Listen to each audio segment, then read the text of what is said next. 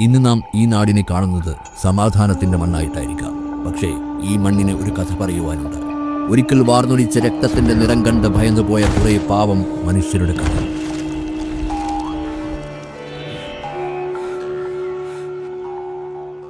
കണ്ണൂർ ജില്ലയിലെ മലയോരത്തിന്റെ റാണി എന്ന പേരിൽ അറിയപ്പെടുന്ന ഇരിട്ടിപ്പട്ടണവും കടന്ന് മുന്നോട്ടു പോയാൽ പച്ചപ്പിൻ മറവിൽ മറഞ്ഞുകിടക്കുന്ന ഒരു ഗ്രാമം കാണാം. അതാണ് പേരാവൂർ.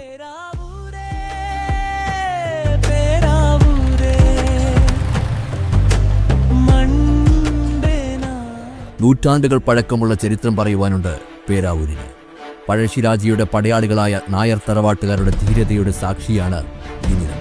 സ്വാതന്ത്ര്യത്തിന്റെ ആദ്യ രക്തച്ചൊരിച്ചിലുകൾ ഇവിടുത്തെ വയലുകളിലാണ് വീണതെന്നാണ് ചരിത്രരേഖകൾ പറയുന്നത്.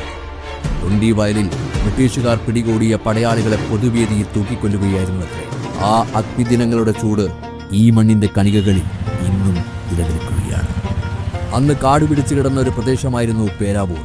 മനുഷ്യവാസം വിരളമായ ഈ പ്രദേശം രണ്ടാം ലോക മഹായുദ്ധത്തിനു ശേഷം ആകെ മാറുകയായി. മലബാർ കുടിയേറ്റ സമയത്ത് വടക്കൻ തിരുവിതാംകൂറിന്റെ ഭാഗത്തു നിന്നും ക്രിസ്ത്യാനികൾ ആദ്യമായി കുടിയേറിയത് ഇവിടേക്കാണെന്നും പറയപ്പെടുന്നുണ്ട്.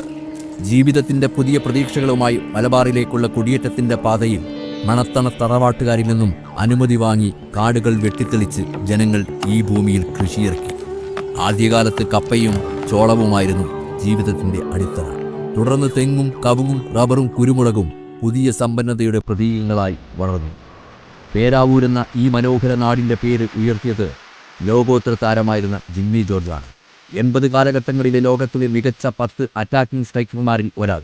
1955 മാർച്ച് 8 പേരാവൂരിൽ ജനിച്ച അദ്ദേഹം ഇന്ത്യയുടെ വോളിബോൾ ചരിത്രത്തിൽ അനശ്വരമായ പേര് എഴുതി ചേർത്ത വിദേശ ക്ലബിനു വേണ്ടി കളിച്ച ഏക ഇന്ത്യൻ വോളിബോൾ താരമായിരുന്നു. 1987 നവംബർ 30 ഇറ്റലിയിൽ വെച്ചായിരുന്നു അദ്ദേഹം മരണപ്പെട്ടത്. ഇന്ന് അദ്ദേഹത്തിൻ്റെ പേരിൽ എല്ലാ വർഷവും മികച്ച വോളിബോൾ താരങ്ങൾക്കുള്ള പുരസ്കാരം നൽകി ആദരിച്ചു വരുന്നു. അദ്ദേഹത്തിൻ്റെ പേരിൽ ഇന്നീ നാട്ടിൽ ഒരു വോളിബോൾ അക്കാഡമിയും ജിമ്മി ജോർജ് സ്റ്റേഡിയവും സ്ഥിതി ചെയ്യുന്നുണ്ട്. അദ്ദേഹത്തിൻ്റെ ആത്മാവ് യുവാക്കളുടെ ഹൃദയങ്ങളിൽ പ്രചോദനമായി ഇന്നും അങ്ങനെ തിളങ്ങി നിൽക്കുകയാണ്.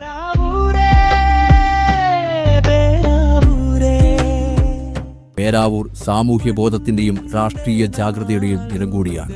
ഇവിടുത്തെ മണ്ണിൽ നിന്നാണ് പ്രമുഖ രാഷ്ട്രീയ പ്രവർത്തകരായ അഡ്വക്കേറ്റ് KC ജോസഫും KPCC പ്രസിഡന്റ് സണ്ണി ജോസഫുമൊക്കെ ഉയർന്നു വന്നത്.